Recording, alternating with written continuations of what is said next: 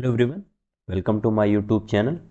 और आज हम डिस्कस करते हैं न्यूमेरिकल टेक्निक्स में zeros of an algebraic and transcendental equation. तो सबसे पहले हम बात करेंगे अलजेब्राइक इक्वेशन की। तो अलजेब्राइक इक्वेशन क्या होता है? अलजेब्राइक इक्वेशन, ठीक है। नॉर्मली अलजेब्राइक इक्वेशन एक पॉलिनोमियल इक्वेशंस होता है। जो भी इक्वेशन पॉलिनोमियल फॉर्म में होती हैं, उनके टर्म्स पॉलिनोमियल फॉर्म में होते हैं, वही हमारे अलजेब्राइक इक्वेशन होते हैं। जैसे the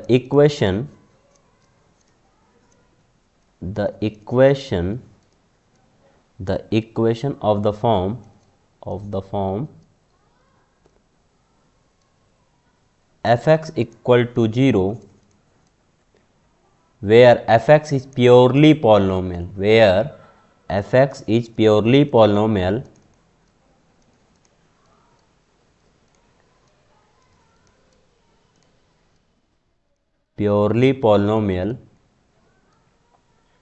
in x. For example,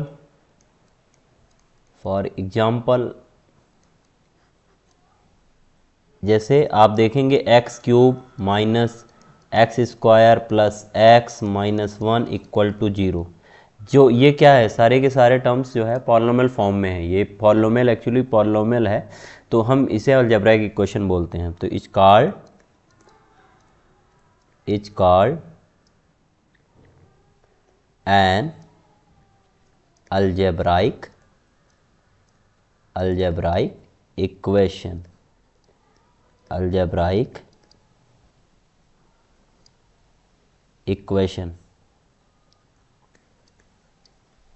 algebraic equation, ठीक है। तो ये हमारा अलजेब्राइक इक्वेशन होता है। सेकंड हमारा है आपका transcendental equation.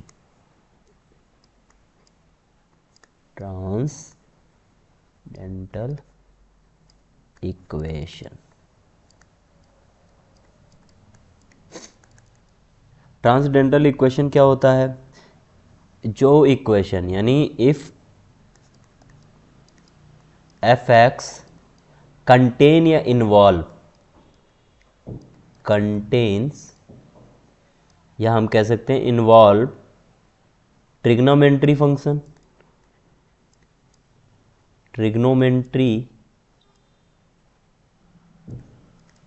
Logarithmic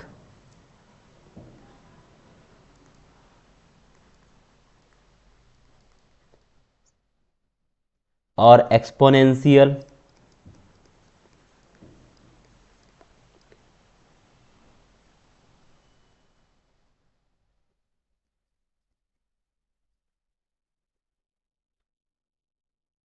function,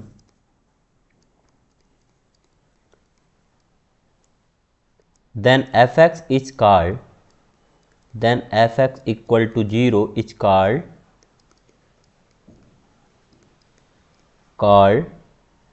a transcendental equation.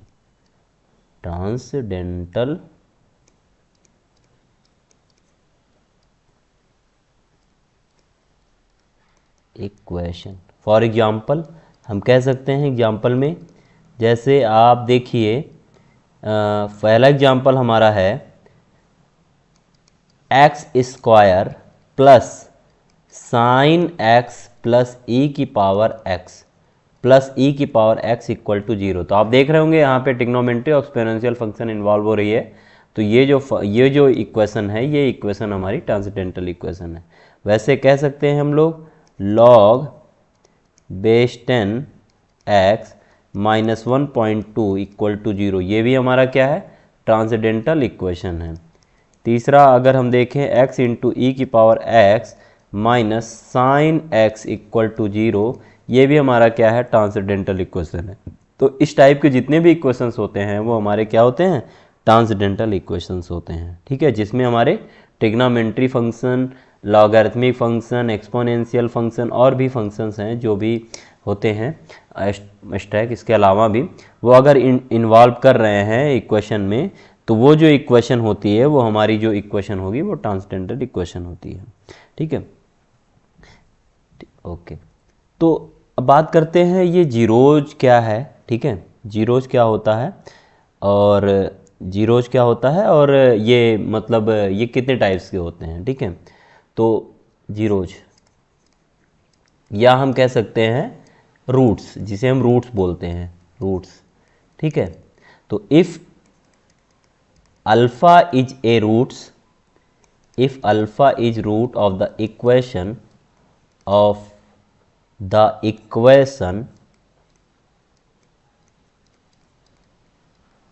fx equal to 0, then f of alpha equal to 0। Clear. अगर अल्फ़ा इक्वेशन का रूट होगा, मतलब कोई fx है, जैसे मान लीजिए आपका एग्जाम्पल है, ठीक है, x माइनस 1 का होल स्क्वायर इक्वल टू 0। अगर हम, ये हमारा क्या है, फंक्शन है, फंक्शन क्या है हमारा, x माइनस 1 का होल स्क्वायर। अगर हम x की जगह 1 रखें तो फंक्शन की वैल्यू क्या हो जा रही है, 0। तो फंक्शन की वैल्यू 0 हो जा रही, तो 1 क्या हो गया हमारा, रूट हो गया। क्या हो गया हमारा, रूट हो गया, जिसे जीरोज बोलते हैं। क्लियर है, जिसे हम जीरोज बोलते हैं। क्लियर। तो ये हमारा यही क्या है, हमारा अल्फ़ा जो है, अल्फ़ा क्या है, 1 है यहाँ पर, ठीक है। इसके अलावा जीरोज मेनली 2 टाइप्स होते हैं, ठीक है। जीरोज बेसिकली 2 टाइप्स होते हैं। पहला होता है simple root, simple root. Second हमारा है multiple root, multiple roots. Clear. तो हमारा एक है सिंपल रूट्स और दूसरा मल्टीपल रूट्स। अगर function f of alpha equal to 0 हो जाए, मतलब फंक्शन अल्फ़ा पे 0 हो जाए और उसके डेरिवेटिव, अगर हम उसका अल्फ़ा के रिस्पेक्ट में, अगर हम x के रिस्पेक्ट में डेरिवेट करें और अल्फ़ा की वैल्यू रखें और वो 0 नहीं बनता है, तो वो जो रूट्स होता है वो क्या होता है, अल्फ़ा जो होता है वो सिंपल रूट्स होता है। लेकिन अगर x माइनस अल्फ़ा की पावर m है, gx है, जहाँ पर gx डज नॉट, gx जो है यहाँ पे gx does not equal to 0, ठीक है, gx does not equal to 0। Clear. हम ये क्या है, ये हमारा fx है, मतलब फंक्शन है, ये हमारा क्या है, fx है, फंक्शन है, ठीक है। अगर हम f ऑफ अल्फ़ा रख रहे हैं तो फंक्शन की वैल्यू क्या हो गई, 0 हो गई। क्लियर, 0 हो गई। लेकिन अगर हम उसको डिफ्रेंशिएट कर रहे हैं और फिर अल्फ़ा रख रहे हैं तो भी 0 हो रही है। फिर अल्फ़ा रख रहे हैं, डबल डेरिवेटिव कर रहे हैं, फिर अल्फ़ा रख रहे हैं तो हमारा क्या हो रहा है, फंक्शन की वैल्यू 0 हो रही है। इसी तरीके से अगर हम m बार करें, अल्फ़ा की जो वैल्यू है वो क्या हो जाए, ठीक है, तो m does not equal to 0, m does not equal to 0, तो मतलब इसके पास जो अल्फ़ा है वो कितने रूट्स हैं, अल्फ़ा m रूट्स है। तो यहाँ मल्टीपल रूट्स है, मतलब अल्फ़ा जो है रिपीटेड कितनी बार हो रहा है, m, तो ये अल्फ़ा मल्टीपल बार आ रहा है, तो यानी मल्टीपल रूट्स। और यहाँ पर अल्फ़ा कितनी बार आ रहा है, एक बार, तो सिंपल रूट्स, ठीक है। तो जीरोस 2 टाइप्स के होते हैं बेसिकली। जो रूट्स होते हैं वो कहाँ पे इन्वॉल्व करते हैं, कैसे मिलते हैं, ठीक है। तो उसके लिए एक थ्योरम है, वो थ्योरम हमारी है कि intermediate value theorem, intermediate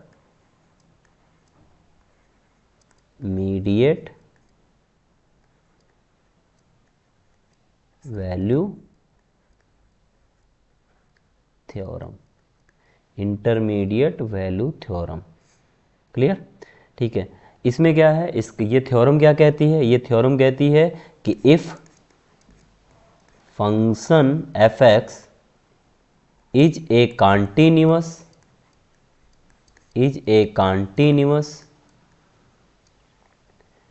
continuous function in a closed interval,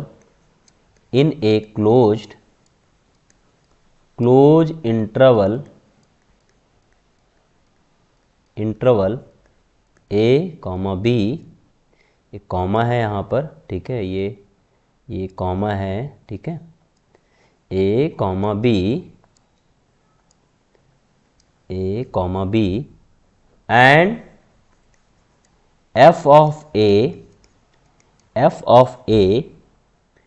and f of b are having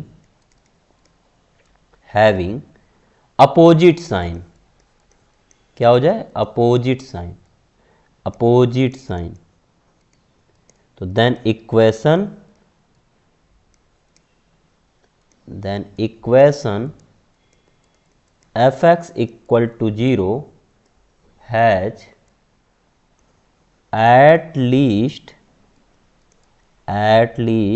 one real root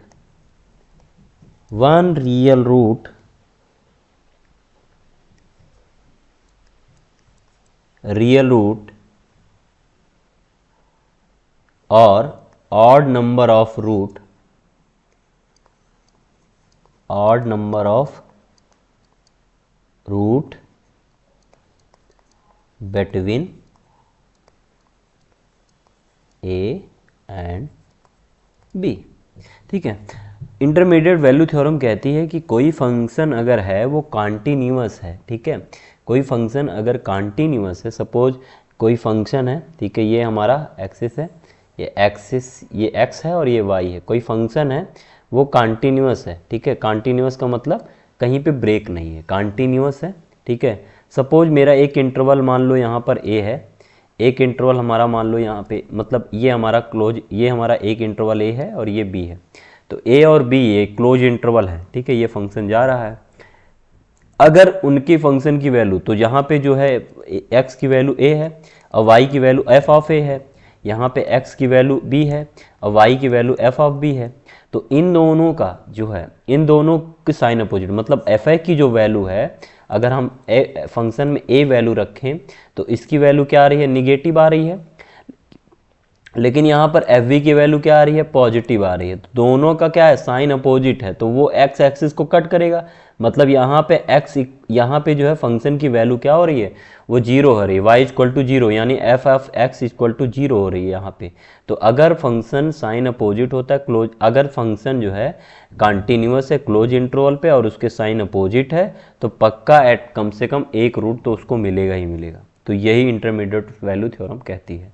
clear, तो यहाँ पे यही चीज़ है। जैसे मान लो एग्जाम्पल मैं लेता हूँ, एक्स स्क्वायर माइनस 3x और प्लस 2 इक्वल टू 0।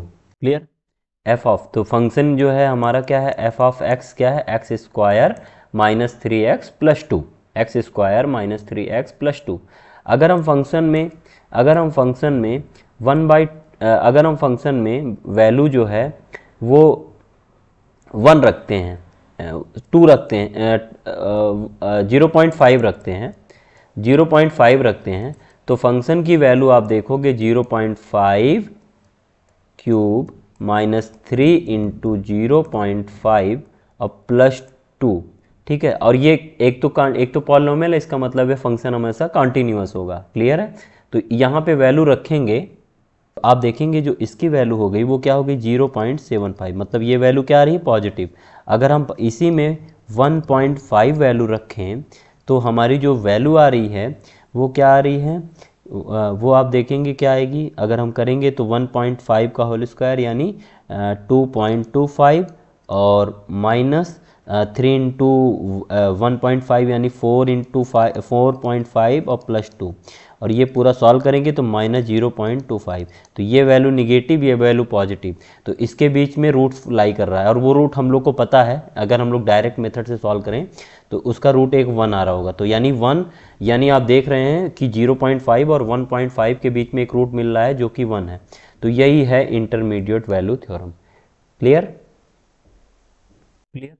तो अगर इन जो रूट्स है, जो फंक्शन होते हैं, जो इक्वेशंस होते हैं, अगर हम उनके रूट्स फाइंड करें तो बहुत सारे इक्वेशंस के हम लोग रूट फाइंड नहीं कर पाते, तो वहाँ पे हमें कंप्यूटर की मदद लेनी पड़ती है।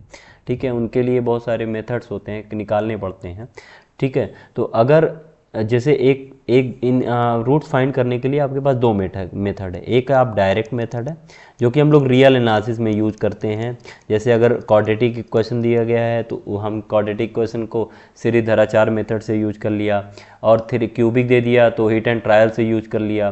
तो इस तरीके के जो मेथड्स हैं वो डायरेक्ट मेथड्स में आते हैं। ठीक है, एक है इटरेशन मेथड, हम इसे इटरेशन मेथड जो कि कंप्यूटर के माध्यम से सॉल्व किया जाता है बेसिकली। ठीक है, इसे इटरेशन मेथड बोलते हैं। तो हम बेसिकली इटरेशन मेथड के बारे में जानते हैं। यही मेन कॉन्सेप्ट है न्यूमेरिकल एनालिसिस में, ठीक है। इससे आप कोई भी रूट्स को फाइनलाइज सॉल्व कर सकते हैं, कोई भी रूट्स का अप्रोच निकाल सकते हैं। बट डायरेक्ट मेथड से आपको अगर निकल रहा है रूट्स तो निकल रहा है, नहीं निकाल पा रहे हैं तो नहीं निकाल पाएंगे, ठीक है। लेकिन यहाँ पे क्या है, हम अप्रॉक्सीमेशन निकाल सकते हैं यहाँ से इटरेशन मेथड से। तो इटरेशन मेथड होता क्या है, इटरेशन मेथड, इटरेशन मेथड, ठीक है, इटरेशन मेथड, ठीक है। This method is used, this method is used finding the roots, finding the root of only those equations fx equal to 0, ऐसे इक्वेशन जिसको हम लोग क्या कर सकते हैं, which are expressible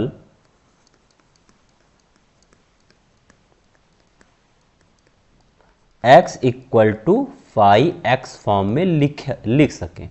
ऐसे इक्वेशन जिसको हम लोग x equal to phi x form में लिख सकें। क्लियर?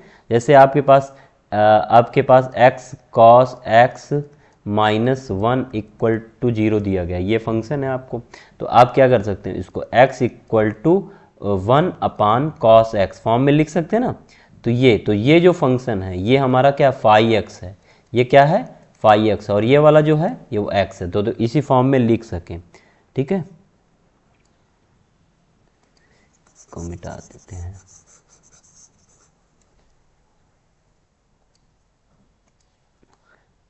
तो the root of the equation, the root of the equation fx equal to 0 are same as, are the same as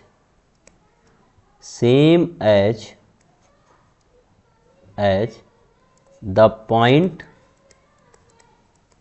point of intersection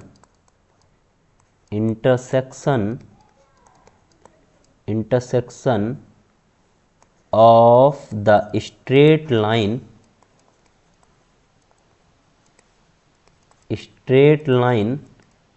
y equal to x and y equal to phi x. कहने का मतलब है अगर हम दो form में तोड़ लिए तो अगर हम ग्राफिकल अप्रोच से देखें तो x का ग्राफ क्या होता है, स्ट्रेट लाइन इस तरीके से x का ग्राफ होता है। अब मान लीजिए दूसरा ग्राफ कुछ इस तरीके से गया हो, ऐसे तरीके से गया हो, तो ठीक है, ये इंटरसेक्शन पॉइंट, जो इंटरसेक्शन पॉइंट आ रहे होंगे वही इसके रूट्स हो रहे होंगे, ठीक है। तो यहाँ पे यही कहने का मतलब है, ठीक है, ये एक इंटरसेक्शन पॉइंट है। तो y इक्वल टू एक्स मतलब ये वाली लाइन, और y equal to phi x मतलब ये वाली लाइन। क्लियर? इतना तो हम लोग क्या करते हैं, इस फॉर्म में लिखते हैं इसको, ठीक है, y equal to phi x for that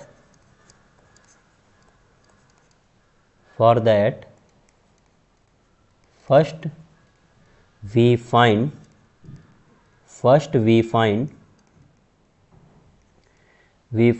an initial approximation। सबसे पहले हम क्या करते हैं, एक इनिशियल अप्रॉक्सीमेशन को फाइंड करते हैं या ले लेते हैं जो कि रूट्स के करीबी हो, मतलब कि जो अप्रोच होना चाहिए रूट्स का, जो हम साइन अपोजिट वाला केस लगा के वहाँ से गेस कर सकते हैं, ठीक है। Of the required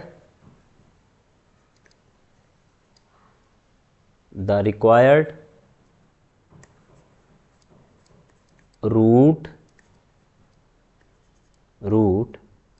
and then make then make it better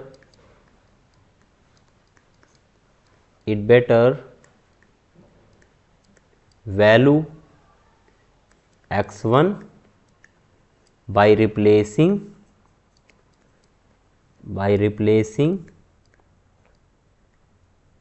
x। ठीक है, जो इधर साइड में वैल्यू दी गई है, मतलब जो x वाली वैल्यू थी वहाँ पे जो है हम उसको क्या कर रहे हैं, x1 रख रहे हैं and x1 by replacing x by x0 in right hand side of x equal to phi x।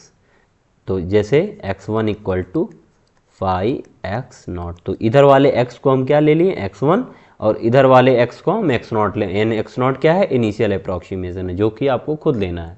ठीक है, likewise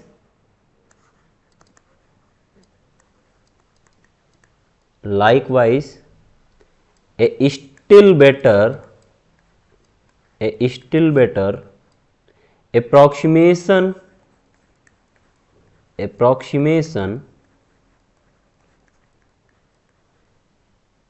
is computed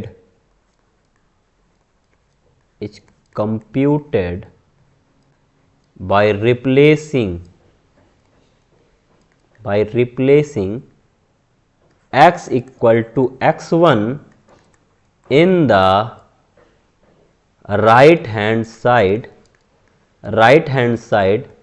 of equation x1 equal to phi x0। अब हम क्या करें, इसको x1 ले रहे हैं। ठीक है, इसको x1 और इसको x2 नाम से, तो जो इक्वेशन हो जाएगा वो x2 equal to phi x1। इसी तरीके से हम लोग करते रहते हैं। This procedure is continue, this procedure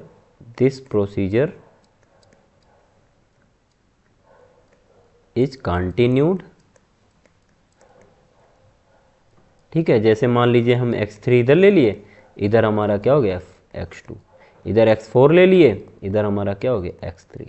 तो इसी तरीके से हम करते चले जाते हैं। तो हमारा क्या आ गया, xn equal to phi xn-1। ठीक है, तो ये आप देख रहे होंगे, ये जो फॉर्म बन रही होगी x1 से लेके xn तक, ये एक्चुअली एक सीक्वेंस बन रहा है। ठीक है, एक सीक्वेंस बन रहा है। If this sequence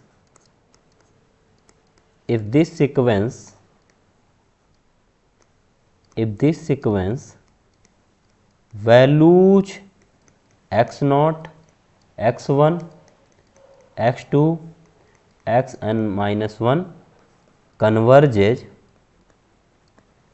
converges to a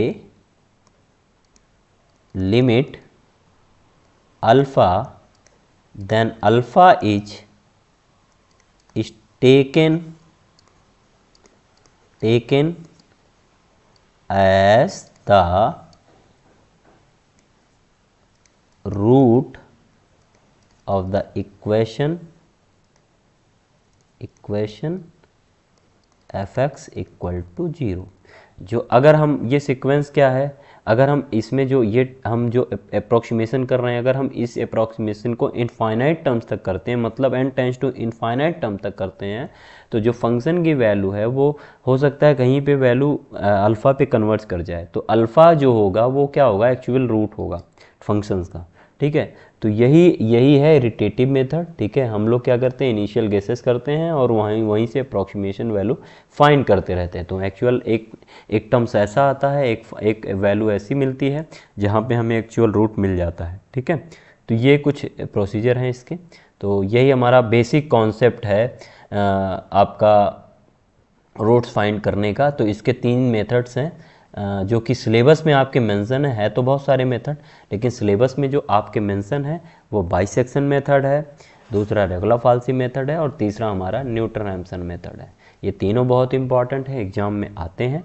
basically जो एग्ज़ाम में पूछे जाते हैं क्वेश्चंस वो रेगुलर-फॉल्सी और आपके न्यूटन-रैम्सन से ज़्यादा पूछे जाते हैं, बट बाइसेक्शन से भी पूछे जा सकते हैं। ठीक है, तो आज के लेक्चर यहीं तक। Thank you.